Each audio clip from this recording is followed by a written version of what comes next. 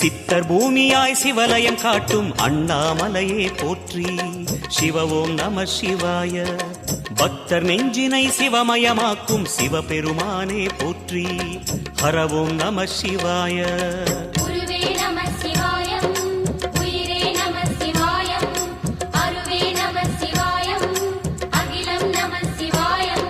நம சிவாய நம சிவாய ஓம் நம சிவாய. நம சிவாய நம சிவாய ஓம் நம சிவாய.